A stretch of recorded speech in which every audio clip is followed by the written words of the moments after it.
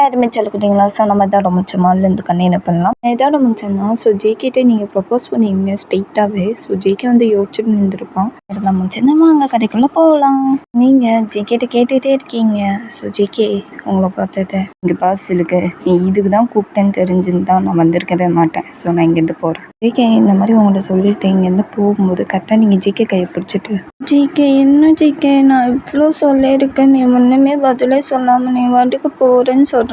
நீங்கள் இந்த மாதிரி ஜேகேட்ட சொல்கிறீங்க. ஸோ ஜேகே உங்களை பார்த்துட்டு, பாஸ் எனக்கு நீ இதுக்கு தான் கூப்பிட்டேன்னு தெரிஞ்சிருந்தா சத்தியமாக இந்த பக்கமே வந்திருக்க மாட்டேன். இது முக்கியமான விஷயம் சொல்லிட்டு தான் நீ கூப்பிட்டேன்னு நினச்சி தான் நான் வந்தேனே. ஜேகே இந்த மாதிரி உங்கள்கிட்ட சொன்னேன்னா ஸோ நீங்கள் ஜேகே பார்த்துட்டு, ஜேகே என்ன ஜேகே விளாட்றியா? எவ்வளோ சீரியஸாக சொல்லியிருக்கேன், நான் உனக்கு ப்ரப்போஸ்லாம் பண்ணியிருக்கேன், நீ எதுவுமே சொல்லாமல் போனால் என்ன அர்த்தம் ஜேகே? நீங்கள் இந்த மாதிரி ஜேகே சொன்னாங்க. ஸோ ஜேகே உங்களை பார்த்துட்டு, அதான் நான் சொல்லிட்டேன்ல, உனக்கு சொன்னது உனக்கு புரியலையா? ஜேகே இந்த மாதிரி உங்கள்கிட்ட சொன்னா ஸோ நீங்கள் ஜேகே பார்த்துட்டு, நான் லவ் பண்ணுறேன், எனக்கு லைஃப்லாம் ஹாப்பியாக இருக்கணும்னு சொல்கிறேன், நீ என்ன பேசிகிட்டு இருக்க?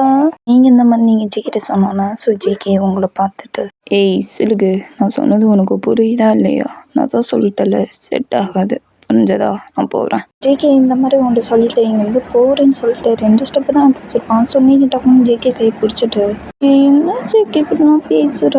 ப்ளீஸ் ஜேகே புரிஞ்சுக்கோ. ஏன் எதுனாலும் செட் ஆகுதுன்னு இப்படிலாம் சொல்கிறதெல்லாம் செட் ஆகும், நான் தான் சொல்கிறேன்ல.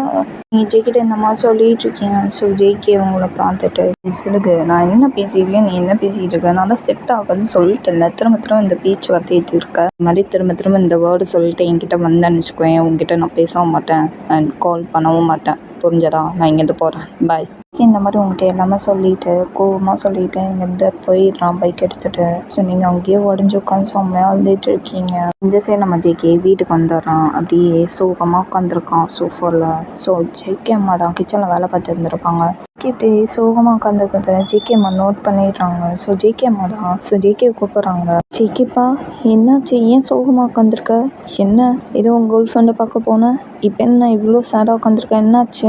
ஜேகே அம்மா தான் இந்த மாதிரி நம்ம ஜேகிட்ட கேட்டோன்னா ஸோ ஜேகே அவங்க அம்மாவை பார்த்துட்டு, அம்மா நான் அவங்ககிட்ட ஒரு விஷயம் சொல்லணும். என்ன விஷயம்ப்பா, சொல்லுப்பா. ஜேகே எல்லாமே அவங்க அம்மாட்ட சொல்கிறான். சிலுகு பார்க்கு போட்டுச்சா, போனேன்னா போய் என்னன்னு கேட்டேன், அவ எனக்கு ப்ரப்போஸ் பண்ணாமா. ஜேகே இந்த மாதிரி எல்லாமே சொல்லிகிட்டு இருக்கான். அவங்க அம்மா இதெல்லாம் கேட்டுட்டு ஸோ ஜேகேவை பார்த்துட்டு, என்ன விஷயம் தானே ஜேகேப்பா, நீ என்ன சொன்ன? அவள் ப்ரப்போஸ் பண்ணதுக்கு நீ என்ன சொன்ன? ஜேகே அந்த மாதிரி ஜேகிட்ட கேட்டேன்னா ஸோ ஜேகே அவங்க அம்மாவை பார்த்துட்டு, அம்மா நான் நோன்னு சொல்லிட்டு வந்துட்டேம்மா. எது நோ சொல்லிட்டு வந்துட்டியா? என்ன ஜேகேப்பா இப்படி பண்ணிட்டு வந்திருக்க? உனக்கு பிடிச்ச மாதிரி ஒருத்தி, அவளை மிஸ் பண்ணுறியா நீனு? என்ன பண்ணிட்டு வந்திருக்க நீ ஜேகே?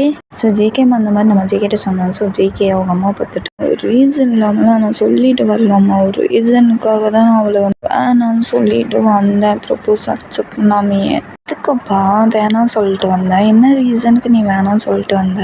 உனக்கு அவளை பிடிச்சிருக்கு, அவளுக்கும் ஒன்றை பிடிச்சிருக்கு, அப்புறம் என்னப்பா?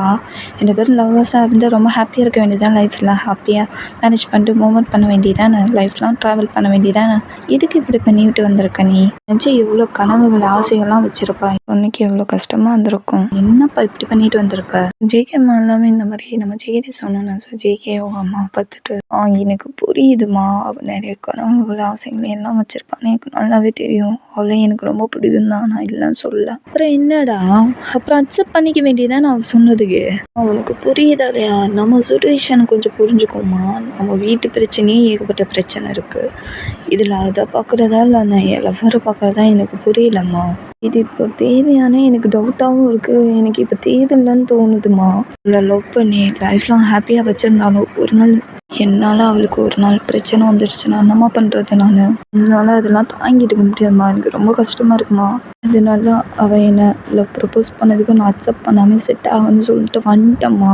ஜேகே இந்த மாதிரி எல்லாமே அவங்க அம்மாட்ட சொல்லலாம். ஸோ அவங்க அம்மாவுக்கும் புரியுது சுச்சுவேஷனு. ஸோ ஜேகே சொன்னதை ஜேகேவை பார்த்துட்டு, சுச்சுவேஷன் புரியுது, நான் இல்லைன்னு சொல்லல, ஆனால் அவளுக்குன்னு ஒரு ஆசை இருக்கும்லப்பா, கனவு லட்சியம் எல்லாம் இருக்கும்ல, உன் கூட அப்படி இருக்கணும் இப்படி இருக்கணும், நிறைய பேபிஸ் பெற்றுக்கணும், நிறைய ஆசைகள் எல்லாம் வளர்த்து வச்சுருப்பாள்ல. உன்னை எவ்வளோ நாள் ரொம்ப நாள் லவ் பண்ணிகிட்டு இருக்கா. உன்னையே சுற்றி சுற்றி வரா. அவளையும் கொஞ்சம் ஒரு சுச்சுவேஷனில் புரிஞ்சுக்கோ. ஏன் அப்புறம் இது உங்களோட லைஃப் மேட்டர், நீங்கள் தான் பார்த்துக்கணும். அதெல்லாம் யோசிச்சு ஒரு முடிவு எடு, சரியா? அவ்வளோதான் சொல்ல முடியும்ப்பா. இதுக்கப்புறம் உன் இஷ்டம். நான் சொல்லிட்டேன். அம்மாவுக்கு கிச்சனில் வேலை இருக்குது, நான் கிச்சனில் வேலை பார்க்க போகிறேன். ஸோ ஜேகேம்மா இந்த மாதிரி எல்லாமே சொல்லிட்டு ஜேகேட்ட சொல்லிட்டு இந்த மாதிரி கிச்சன் வேலை பார்க்க போயிடறாங்க. ஜேகே இந்த சைடு உட்காந்து அவங்க அம்மா சொன்னது கேட்டதான் அப்படியே யோசிச்சுட்டு உட்காந்துருக்கான். கேடாதடந்து போய் சொல்ல முடியுது. ஜேகே என்ன முடிவு எடுக்க போகிறான்? அவங்க ஜேகே அம்மா சொன்னதுக்கு ஒரு முடிவு எடுப்பானா, இல்லை ஓகே சொல்லி அக்செப்ட் பண்ணுவானா? ஸோ அடுத்து என்ன பிரச்சனை வரப்போகுது ரெண்டு பேர்த்துக்குமே? ஸோ ஜேகே அடுத்து என்ன ப்ராப்ளத்தை சால்வ் பண்ண போகிறான்? ஸோ நெக்ஸ்ட் எபிசோடில் பார்க்கலாம். நான் கிளம்ப டைம் பிடிச்சிருந்தா லைக் பண்ணுங்கள், ஷேர் பண்ணுங்கள், கமெண்ட் பண்ணுங்கள், சப்ஸ்கிரைப் பட்டன் திங்களா சார். பாய்.